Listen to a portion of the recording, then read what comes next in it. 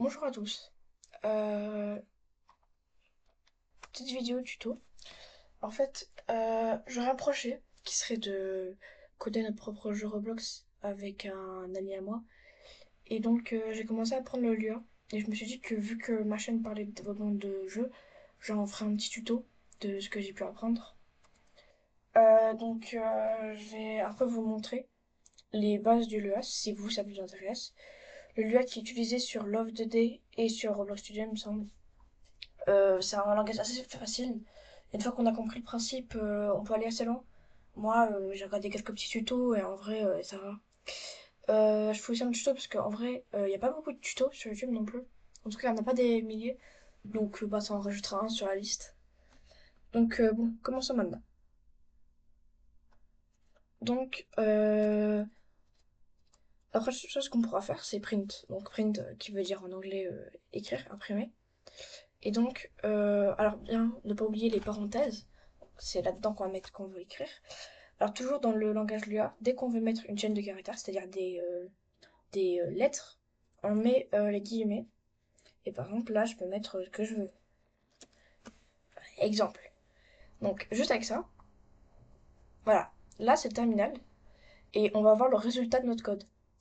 Alors, il faut savoir que si vous voulez aller après faire des trucs plus compliqués, le programme va lire ligne par ligne votre code.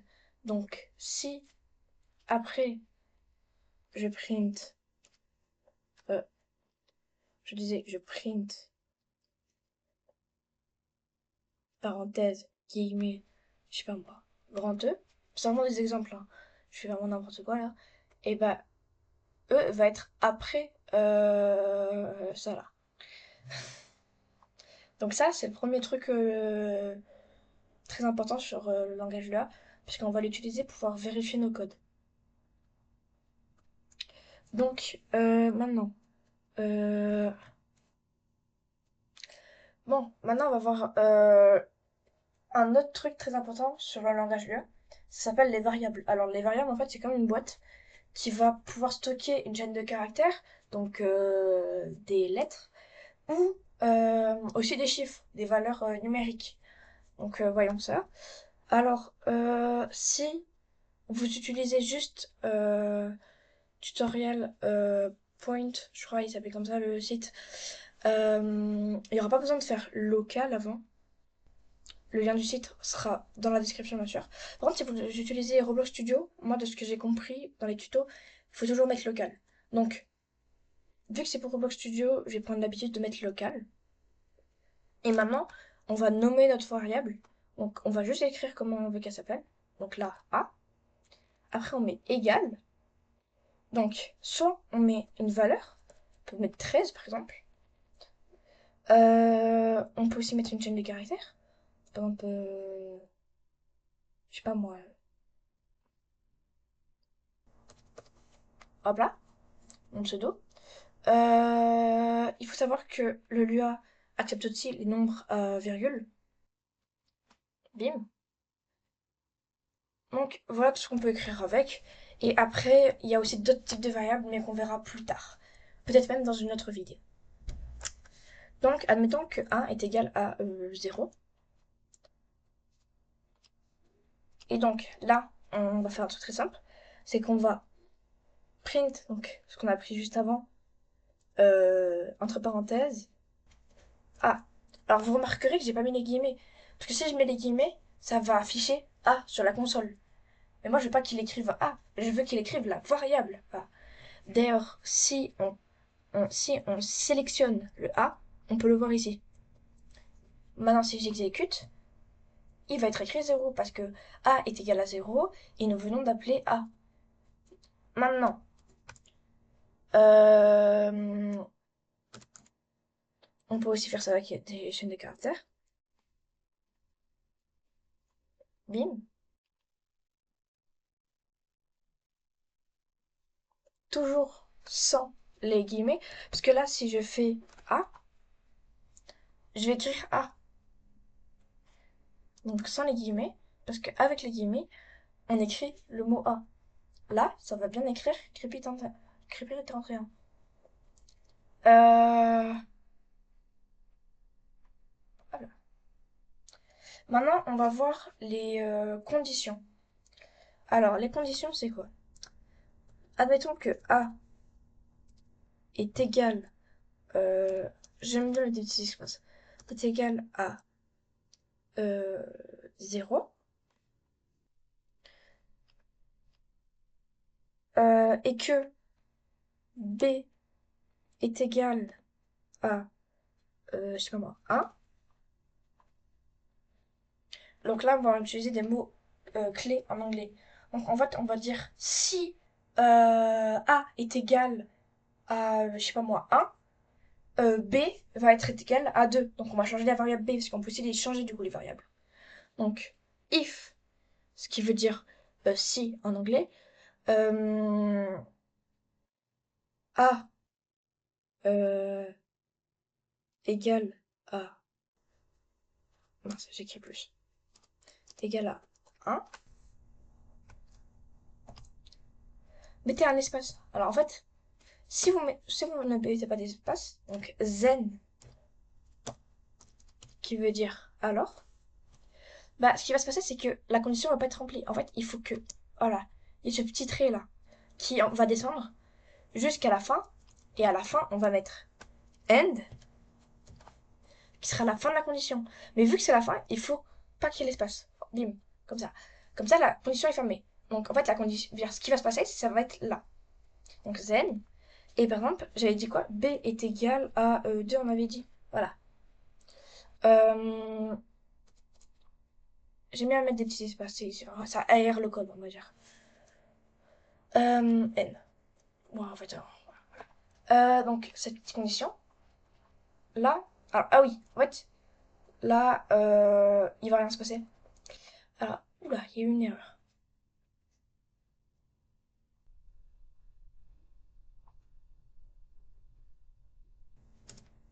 Bon, on va changer légèrement le code.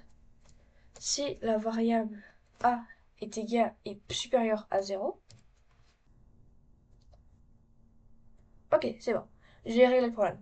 En fait, là, il me semble qu'on peut mettre d'égal. Mais je suis pas sûre. Hein, franchement, je suis débutant autant que vous.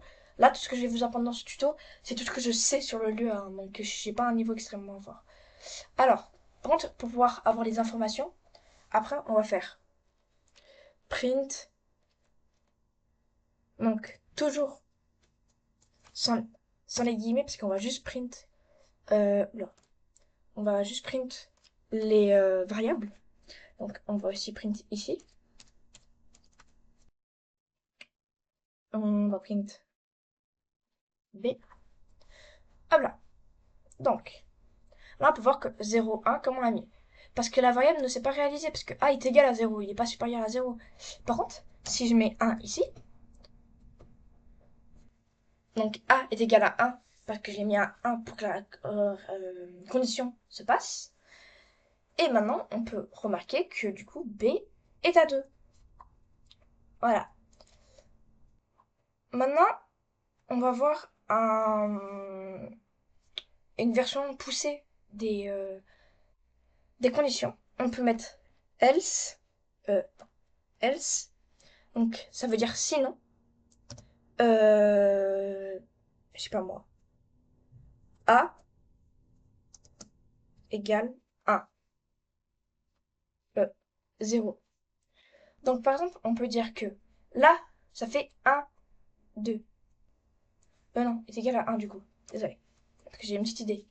Donc, si on génère, donc ça fait 1, 2. Et ça, on peut le copier. Ah oui, CTRL-C, CTRL-V. Le CTRL-Z marche certes sur ce site que je vous mettrai en description.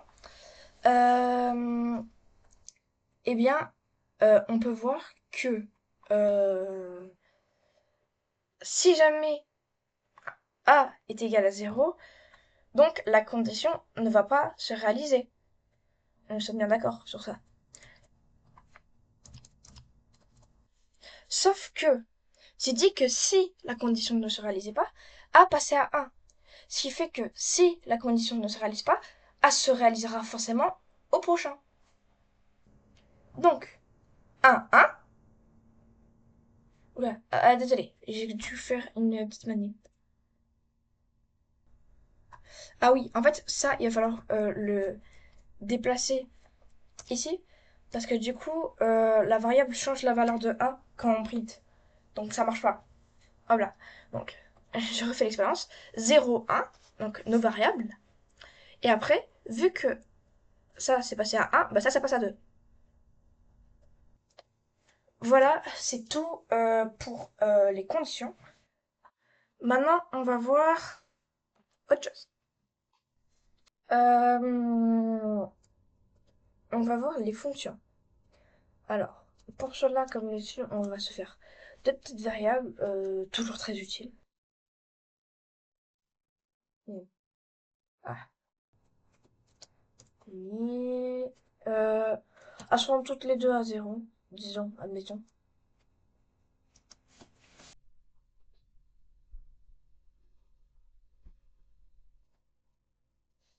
Hop là. Maintenant, ah, désolé, ça fait, j'oublie tout le temps. Ajoutez-moi en commentaire, s'il vous plaît. Parce qu'en fait, il faut vraiment prendre l'habitude, puisque sinon, sur Roblox, ça sera une catastrophe. Calme. Donc, pareil, là, local, pareil pour les fonctions. Alors, faites gaffe, parce que moi, au début, quand j'ai voulu faire une fonction, j'ai écrit en français que j'avais oublié, comme en anglais, même si ça se prononce pareil, il y avait un N. Donc, fonction. Vous mettez, bon, moi, je vais mettre F. Et après, vous mettez des parenthèses. Ça sera pour les paramètres, mais on verra ça plus tard. On va pour l'instant juste voir les fonctions de base. Une fonction, c'est comme une condition. Il faut mettre un espace, puisqu'en fait, il va voir ce qui se passe. Hop, bing. Et là, hop là, end. Voilà, là, il y a deux espaces, ça va pas. Oh, c'est bon, il y a qu'un espace. Alors, par exemple, peut être que A est égal à 1. Alors, je préfère mettre plus 1 pour l'exemple d'après. Et que B plus. Ah non, que B. Ah oui, faut mettre égal. B plus 1. Alors, je vous explique pourquoi. Parce que si on fait A plus 1, ça va rien faire. Une lettre plus un chiffre ne fait rien. Ça va pas récupérer la variable. Il faut vraiment faire que A est égal à A, donc la variable A, plus 1. Hop là, end. On va faire print, parenthèse, guillemets, A égale espace.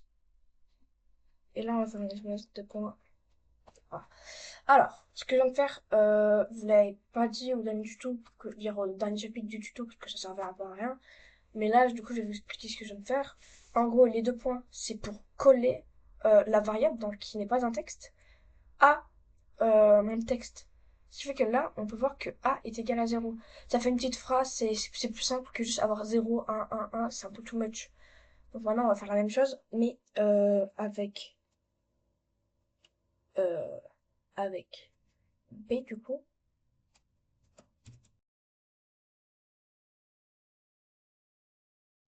Je vous conseille de vraiment vous exercer avant de passer à chaque fois au chapitre suivant, parce que ça pourrait vous aider à mémoriser. Il faut pas tout apprendre d'un coup. Alors ça dépend, il y a des personnes qui arrivent à apprendre tout d'un coup, que ça dérange pas. Mais je sais qu'il y a beaucoup de personnes aussi qui ont du mal avec ça. Moi j'arrive à tout apprendre d'un coup, mais il y a certaines personnes qui c'est pas trop le cas. Donc vaut mieux faire petit à petit. Moi je l'ai fait petit à petit par sécurité, parce que le code on l'a jamais fait. Alors pour par exemple le collège, j'apprends un peu par j'apprends tout d'un coup, parce que je m'en fiche. Mais le code, c'est différent, on va dire. C'est un peu plus compliqué, on va dire. Alors, maintenant, je vais copier, coller ici. Alors, on peut voir que il ne se passe rien. Dans tous les cas, c'est égal à 0 là et là. Pourquoi? Parce qu'en fait, la fonction n'est pas comme... c'est pas... c'est pas une condition. Elle se passe pas sur le moment où le code, où le programme lit les lignes de code. Non. Il faut appeler la fonction. Donc si je fais f, entre parenthèses toujours parce que 1 c'est la fonction, on peut voir que il y a un problème parce qu'en fait, Ça, faut que je le mette avant. Parce que oui, je vous apprends rien en vous disant que si on print après avoir fait le truc, on peut pas voir. Donc là, on voit bien que quand on a print, vu que la fonction a été appelée, c'est égal à 1. Et la fonction, ce qui est pratique, comparé à un événement, dire à une condition, c'est qu'on peut l'appeler plusieurs fois dans le code. Donc si c'est un truc qui va être répétitif, par exemple dans votre jeu vidéo, par exemple, si vous voulez l'appeler deux fois parce que vous, je sais pas, vous voulez faire deux niveaux d'un coup,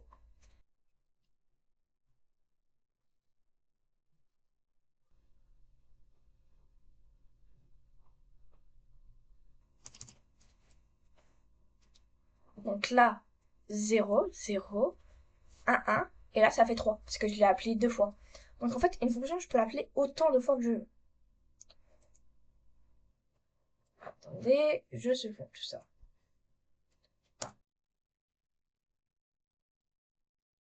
Maintenant, nous allons voir ce qui s'appelle les paramètres dans une fonction. J'ai pas tout suivi sur le tuto que j'avais regardé, donc je suis pas sûre de vous faire une explication super clean, mais je vais essayer. Alors, pour l'instant, je vais faire juste une variable pour l'exemple. En fait, j'en ai fait deux tout à l'heure, et je me rends compte que ça servait littéralement à rien. Maintenant, je fais ma fonction locale, toujours locale. Hein. Fonction. De toute façon, s'il y a un truc qui marche pas dans votre code, vous n'avez même pas encore besoin de lancer le programme. Parce que normalement, les mots-clés comme ça doit se mettre en bleu. À part print. On va l'appeler F. Et parenthèse. Maintenant, je vais dire que cette fonction, c'est A qui est égal à A plus 1. Je vais print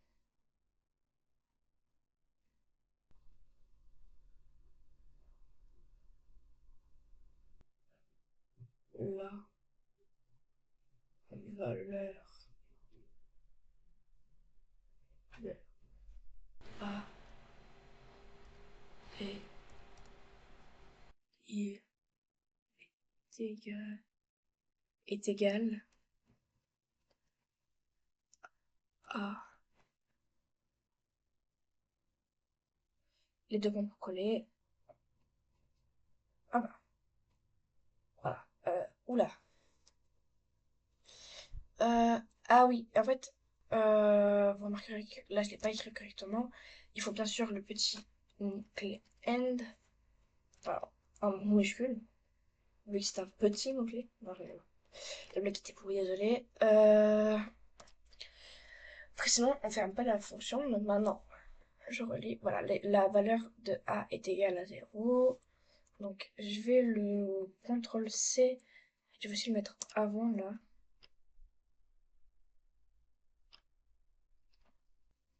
Alors, j'avais pas remarqué, mais si on fait contrôle entrée, ça va lancer le programme. Je viens de m'en rendre compte en me loupant. Je voulais coller le truc, bref. Je m'en suis rendu compte que ça fasse vrai.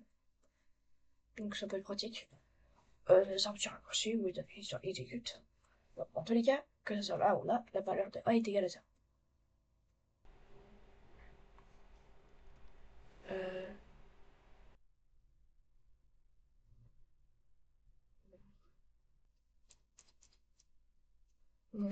M pour mystère. Dominique. Alors, je vais mettre ici que M, Y. Et en fait, quand je vais appeler... En fait, là, c'est un paramètre. Ça veut dire que dans cette fonction, il y a un paramètre qui peut changer. Je vais pouvoir, en fait, à chaque fois que je vais appeler la fonction, c'est-à-dire là, je vais mettre F pour appeler la fonction, et là, je vais mettre que le nombre mystère est égal à 2. Du coup, ça va rajouter 2. Voilà. En fait, ce que j'ai fait, c'est que j'ai fait quelque chose de modulable. C'est-à-dire que là, si je fais F, et je fais 1, et qu'après, le reprint, Ah mince, je me suis loupée, désolé. Donc, je disais, si je fais C, V, exécute, on peut voir que je passe de 0 à 2, puis à 3. Parce que là, j'ai juste rajouté 1. Donc ça sert à ça, du coup, les paramètres. Voilà, je pense que ça va être tout pour ce petit tuto. Ah si, et je vais vous montrer une dernière chose. Dernière chose. Donc, à plus pour le, le prochain chapitre. Je sais plus tout ça. Bon, alors, on va voir maintenant les boucles. Donc, le plus connu est for. Il faut mettre après une variable. Donc, mais i, c'est bien. I, c'est bien. Voilà. Après, on met des valeurs.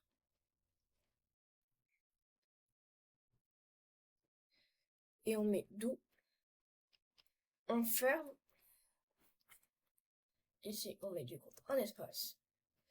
Et on peut mettre print. Du coup, c'est une variable i. Et donc, si on va la print, il faut faire ça. Voilà. Alors, maintenant, je vais vous expliquer ce qu'on va faire. Alors, en fait, i est une variable, donc on peut print dans la boucle. Et en fait, là, ce que ça va faire, c'est qu'avec for et do, ça va dire à i de compter de 1 à 10. Et à 10, il va s'arrêter. Parce qu'après, il y a end. Donc voilà, un petit exemple de ce qu'on peut faire avec une boucle. Euh, on peut aussi mettre un troisième paramètre. En gros, ce paramètre, c'est... ça, vous allez voir.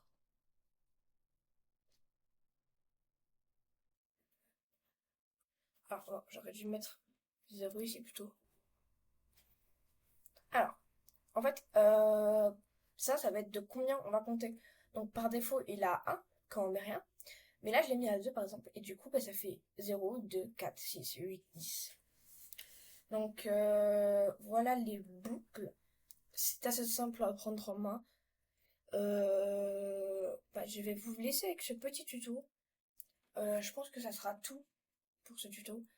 Euh, Exercez-vous sur le print, bon ça c'est facile, mais surtout par exemple sur les fonctions, sur donc les fonctions, je vous rappelle ce que c'est local, fonction, par exemple a, parenthèse.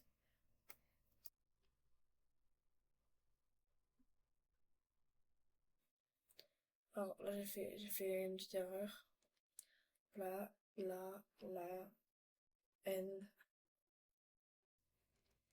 hop là, et après c'est les trucs que je peux appeler à tout moment, bim, et là on peut, je sais pas moi, a égale 2, alors que a au début, je sais pas, était égal à 1. Donc, ah oui, bon, j'ai pas mis de print, mais j'espère que vous vous rappelez, voilà. Les, euh, les conditions aussi, qui sont les choses les moins dures presque à apprendre. Puis les boucles que je viens de vous montrer. Passez en revue le tuto, entraînez-vous, et bon, bah, à la prochaine pour une prochaine vidéo.